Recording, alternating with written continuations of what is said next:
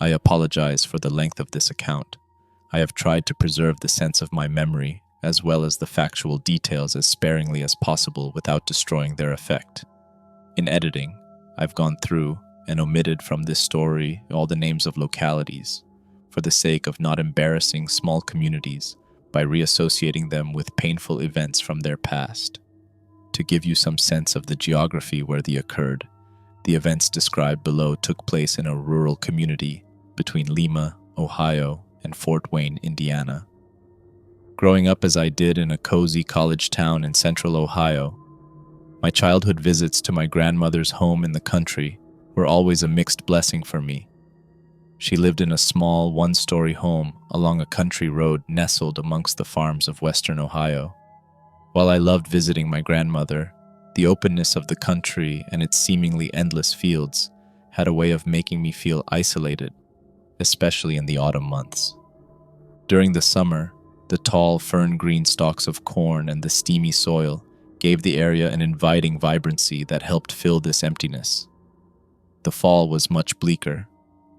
Once the crops were harvested and the leaves had fallen off of the trees, the region took on an air of rot, that the remnants of the harvested stalks would dry and fade to the point where they finally resembled bleached bones did little to dispel this.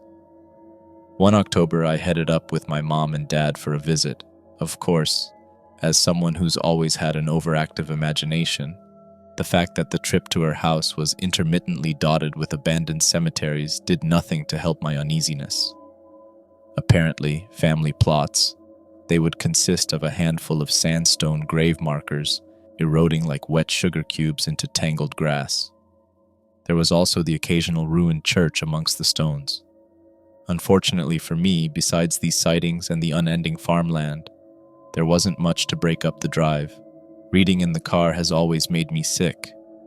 Naturally, I was relieved when I felt the tires shift onto the rumbling gravel that covered my grandma's driveway. After stretching my legs from the trip, I walked over to give my grandmother, a short, blue-haired woman of about 70 at the time, a hug. We followed her into the house for dinner. My grandmother was an amazing cook, and I always made sure my mom got her recipes. That generation really knew how to throw a stick of butter into mashed potatoes in a way that would blow your mind. There wasn't much to do at her house after dinner, so I volunteered to burn her trash. Now, solidly in my tweens, I could be trusted with such responsibilities, and took full advantage, since, like most boys that age, I fancied myself a bit of a pyro expert. As I dragged the bag of garbage out of the house, I noticed that it was already getting dark, and gray flannel clouds had silently filled the sky. Having visited the area enough to know that rain was probably coming soon, I hurriedly dragged the bag to the metal drum my grandma used for burning trash and lawn waste. It was at the back corner of the lot, where the edges of her grass, faded and gloomy with the fall, met the ragged dirt of the fields. I threw the bag in and lit it in a few places. I watched it for a while before the rain began to come down sprinkling. Deciding that the rain would be enough to keep the fire from spreading out of control, I went inside to the sound of rumbling thunder in the distance. Knowing that it was getting late, I began to get anxious with the thought of going to bed. I never slept well at my grandma's. As I said, I had an active imagination, and even in my secure suburban bedroom on the second floor of our home, I frequently had nightmares about what could be outside my home while I was in bed. My grandmother's entire home was a single story. What was worse was that I usually slept in the breezeway, which I later discerned wasn't strictly a breezeway, but was more of a living room space between the garage and the house. It was separated from the house where my parents and grandmother stayed by a short flight of stairs and a door. There were 3 other doors leading to the garage and front and back lawns. The room also had windows on every side except where it bordered the garage. Other than the couch I slept on and a sink, there was nothing else in the room. I always felt very alone and isolated sleeping in there. I laid in bed for a couple of hours and listened to it rain outside. After a while, I heard a train rumble by on the track across the street from the front lawn. I got off the couch and walked over to the window to watch it go by. It always made me uncomfortable how flimsy those single-pane windows were, like there was nothing separating you from the night. After the last car disappeared, I stood there looking out the window for a bit. At this point, it dawned on me that the rain had stopped. I was somewhat upset with myself, since I had missed my best chance of having that soothing sound lull me to sleep. However, I could still hear the rumbles and flashes of a storm, and hoped that it was another one moving in, and not just the last one growing more distant. As my eyes continued to adjust, I noticed a flicker on the grass in the right side of my vision. Clearly, the fire hadn't gone out in the back of the lawn, and I went to the rear breezeway window to check on it. Looking through the back window, it quickly became apparent that there had been more unburnt refuse in the drum than I had thought, and the glow of the fire was casting spots of faint orange light along the lawn and fields. The light was reaching far into the night in that flat, dark country, and I noted with some dismay that the storm appeared to be moving south. As I watched the faint flashes of lighting exploding on the horizon, my eyes shifted back to the fields behind my grandmother's house. There was something moving on the edge of the light. My eyes were fairly well adjusted to the night at this point, and I gradually made it out. It was the form of a woman dancing in the field. Her movements weren't frantic. They were closer to the way a ballerina moves, slowly dipping the torso, lifting the leg gracefully, bowing the arms over her head, and so on. I stood there, petrified in silence. Her mere presence and peculiar movement would have been enough to frighten me. However, a distant flash of lighting consumed the entire field in a moment of pale white light, revealing that she was also completely naked. My hands gripped the windowsill.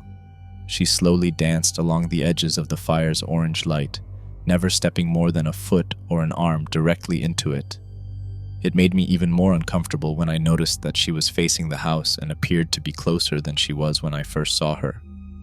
There had only been the one lightning flash to illuminate the entire field, so it was difficult to tell at first. But as she drew nearer to the window from which I was watching, I began to realize that her skin was incredibly wrinkled. Despite the grace and effortlessness of her movements, her skin appeared to be ancient as it sagged off of her limbs. Gradually, she quit edging around the borders of the light and reversed her dance movements back into the darkness. I pulled myself away from the window and buried my face in the couch. I spent the rest of the night trying to convince myself that it was a trick of shadows. I didn't get a wink of sleep that night and crashed around 6 or 7 a.m. when the sun came up.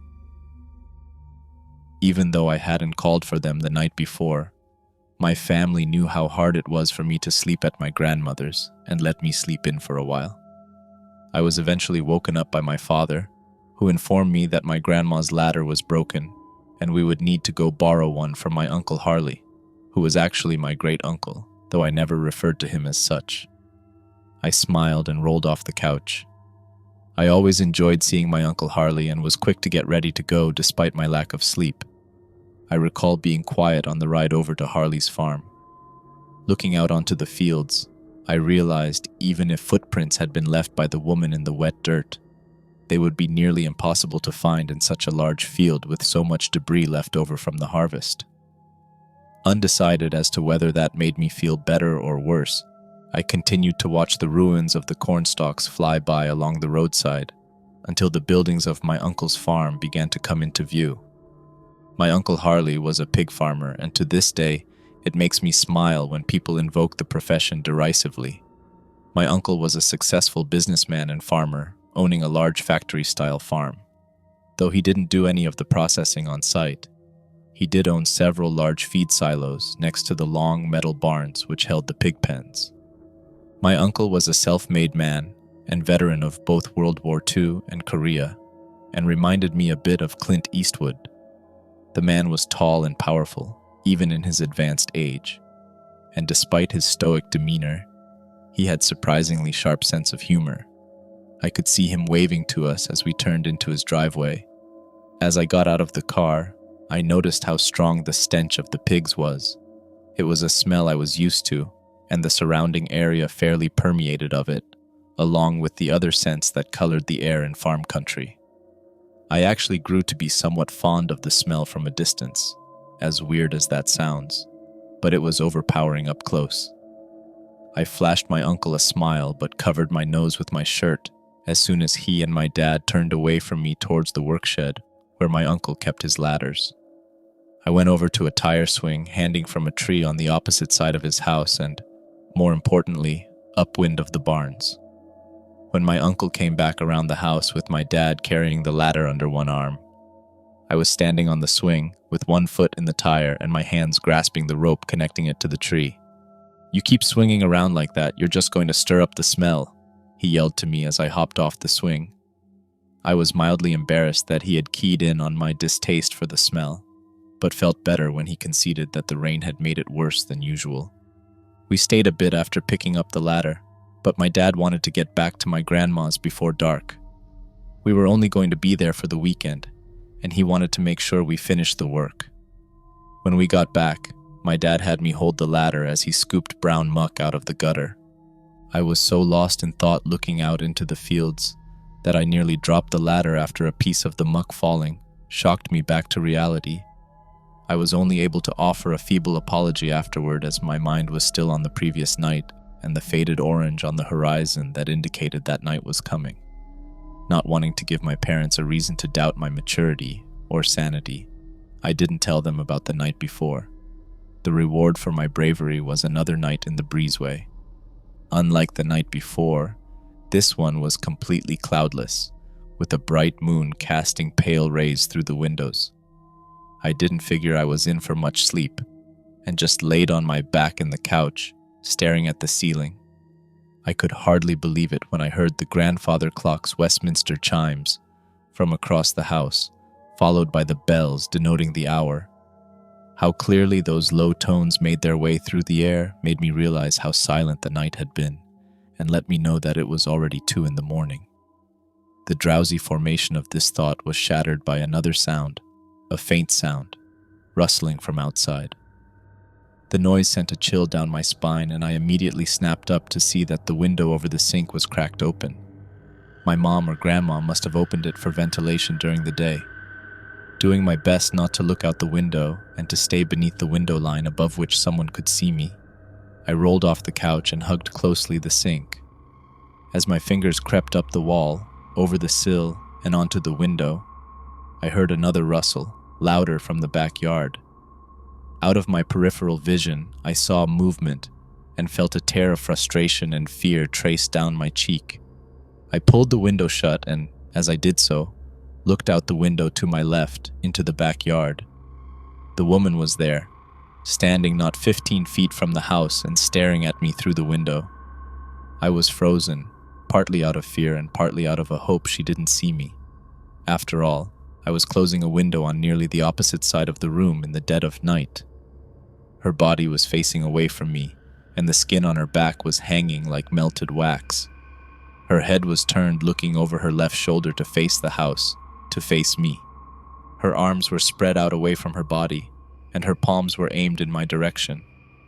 With the same grace that she had displayed the night before, she pivoted her body on one foot, turning to face the rear window.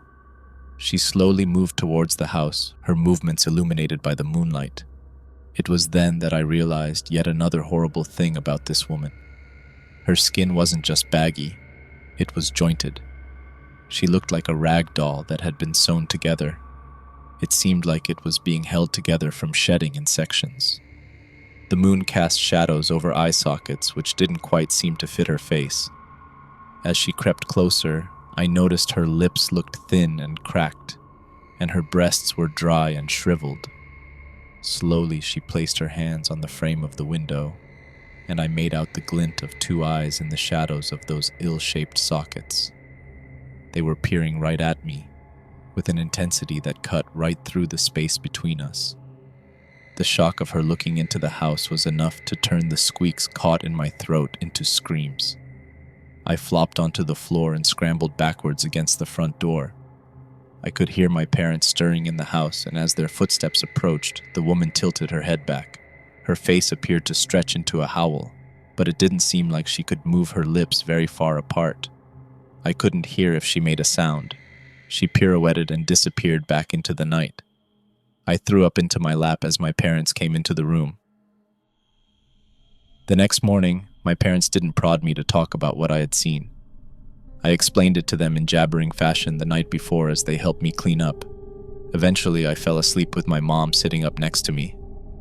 I have had a handful of night terrors when I was younger, and my parents chalked up my experience to that category. I said nothing to dispute this. Even though I didn't believe it, I hoped that I really had a night terror and that maybe that would explain what I had seen.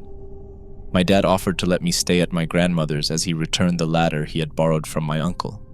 Because I didn't want my family to worry about my state, I insisted on accompanying him. Besides, I figured getting out would help calm me down. However, as we drove, I imagined her behind every tree we passed, lurking in every drainage ditch. For the most part, I just laid back with my seat reclined, staring into nothing until we got to the farm. By the time we got there, I was feeling a bit better. Still, I decided to stay in the car, as my dad went with my uncle to return the ladder to its shed. I didn't need the smell of those pigs upsetting my stomach further. As I was trying to put my thoughts elsewhere, I glanced into the rearview mirror and saw another vehicle coming down the driveway. It was a pickup. It pulled past me towards the barn. As my uncle and dad came around the house, the truck stopped and the driver got out. I was relieved that my uncle didn't appear concerned, but he did have a stern look on his face. He made a couple of steps towards the pickup and pointed the driver to the barn. The driver then walked over the barn, slid the door to the side, and picked up the leash to a pig that had been tied to one of the pens. As he led the pig towards the pickup, my uncle and father kept walking towards the car. I opened the door to say hi. "That's Teddy," my uncle said. "He has a small farm, maybe a dozen pigs. Usually don't sell single hogs and sows. Started doing it a while ago to help him get started, and now it seems like he's coming by once every few weeks." "What's his problem?" my dad asked. My uncle laughed. "With the pigs or with everything else? Not sure in any case. He eats some, tries to breed others, I suppose. I don't talk with him much, just sell him a pig every now and then. He says he butchers his own meat."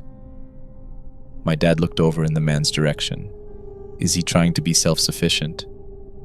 "I guess. I try not to talk to him too much. God damn it, Ted." I looked away from my uncle and dad to see the man opening the hog's throat with a long knife. He had his arm around its side, as its legs kicked around like it was being electrocuted. I couldn't believe how much blood spilled out of its neck and onto the ground. "Didn't I tell you not to do that here?" The man smiled weirdly at my uncle, and then slung the pig's limp body into the bed of the truck. It was amazing how effortlessly he did it. The hog must have weighed a few hundred pounds. He pulled a tarp over the body before he closed the tailgate. The man turned and got into the driver's side of the car. Blood was dripping onto the ground from under the tailgate. My uncle sighed and looked at the ground, visibly pissed. He doesn't have a proper trailer to move them around, so sometimes he does that here to make it easier. Smiling up at me, he added, "Or sometimes he hog-ties them." I laughed, even though it wasn't a great joke, or even a joke at all really, since I'm sure that's exactly what he did. The way my uncle said it put a smile on my face. He pinched the bridge of his nose as the pickup drove by and waved with his other hand without looking at the man. The man barely looked at us, but I caught a glimpse of his eyes that made me shiver. We left for home fairly soon after getting back to my grandmother's, which was fine with me. I loved her, but I was ready to get out of there. I slept the whole ride home and tried to put the whole experience out of mind as best as I could. For years after that, I visited my grandma's without incident. On one particular visit, I picked up the local paper while I was in town. On the front page was the face of the man I had seen at the farm that day, Teddy. The memory of that story and the realization that came with it chills me even now as I recollect it. The man, who was apparently named Teddy Warden, had been in a car accident in his pickup. He was speeding through a stop sign on a country road in the early morning when a semi crushed in the passenger side of his truck. The pickup was sent spinning across the intersection and flipped into a drainage ditch. By the time the driver of the semi got out to check on the other vehicle, Warden had already crawled out of the cab and was tearing across the field. Perplexed, The driver continued towards the flipped pickup, then fled back to his semi to call for help. The tarp was draped out of the bed of the pickup, fully uncovering its spilled contents. Corpses and the parts of corpses were scattered into the mud. Later that day, the sheriff's office, with backup from a larger nearby city's police department, showed up at the man's house. They reported an overpowering stench from outside the building. Opening the garage, they found the butchered and rotting skeletons of hogs. One hog was hanging upside down, field-dressed like a deer. They noted that it appeared as if he was slaughtering them and feeding them to the other pigs, as putrefying hog meat was found in the feed troughs. It was a matter they were forced to investigate in some detail after the horror they discovered inside. The officers were met by an intensified smell inside the house. The building was completely unlit, and I can only imagine how horrible it was for them to comb that house. The source of the smell wasn't the pigs, or at least wasn't just the pigs. Hanging from the walls were remnants of human bodies, in various stages of decomposition. They weren't just hung on the wall as trophies either. The paper likely spared many of the details, but noted that there were several overturned skulls that appeared to be used as bowls. When the officers entered Warden's room, they found him rocking in his bed, hands at his side. He had skulls on the bedposts. The floor was apparently littered with the remains of corpses, and even though he made no reported attempt to resist arrest, it was apparently difficult to get Warden out through the darkness and clutter. Warden only howled as they removed him from the house. The writer noted that his home's distance from the road and Warden's known habit of transporting butchered animals in his truck had kept the signs of his activities hidden. As of the date of that paper's printing, those involved had discerned that the body parts had come from at least 38 separate individuals, though they were still in the process of sorting and identifying the remains. Initially, this confused investigators. Such a high number of disappearances would have been noticed in such a small town. However, the answers to their questions quickly became apparent through examination of the corpses and interviews with Warden. Many of the bodies were ancient, nearly fully decomposed. The investigators surmised that they had been stolen from graves, a conclusion that was later confirmed by Warden. While a few were identified as thefts from more recent burials, the majority of the bodies had been stolen from the abandoned cemeteries that sit by the country roads, the disturbed earth obscured by the long grass. They will likely never discover the identities of many of these older corpses. Though the thought of Warden quietly absconding in the dead of night to an abandoned graveyard and stealing the long decomposing bodies is certainly chilling to me, the most unsettling part of the story involves how they found Warden in his house before they arrested him. When the officers discovered Warden in his bed, he was lying next to a woman's suit, carefully sewn together from the skin of the fresher corpses he had exhumed. Through interviews, the police had discovered that Warden would wear the suit and prowl the fields at night, using the seclusion afforded by the darkness and remoteness to live out his fantasy. The realization washed over me. All those years ago, I had seen him, he and I alone in the darkness, separated by a flimsy window and a little bit of space.